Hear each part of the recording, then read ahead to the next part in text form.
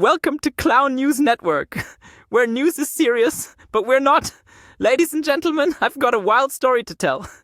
So, you know Richard Glossip, the Oklahoma man who's been on death row for 27 years? Yeah, he's had more stays of execution than the Kardashians had plastic surgeries. But seriously, Glossip's been saying he's innocent for decades, and now the US Supreme Court is like, hey, maybe we should listen to this guy. In a 5-3 ruling, they've ordered a new trial, citing that the prosecution withheld some pretty crucial info. It's like they say, you can't convict a man based on the testimony of a meth head with a bad memory. Or can you? I mean, come on.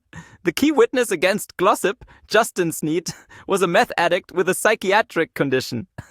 That's like asking a drunk person for directions. Not exactly the most reliable sorts. Glossip's lawyer is calling it a victory for justice and fairness. But let's be real, it's just a victory for Glossip's ability to delay his execution again. I mean, the guy's had 9 execution dates postponed. That's like having 9 get-out-of-jail-free cards, but still stuck in jail. And can you imagine the conversation between Glossip and his lawyer? Hey boss, I've got some good news and some bad news. The good news is we got a stay of execution again.